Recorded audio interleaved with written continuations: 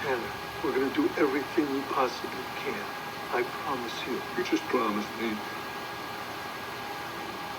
You will catch those sons of bitches. And you're gonna make them pay.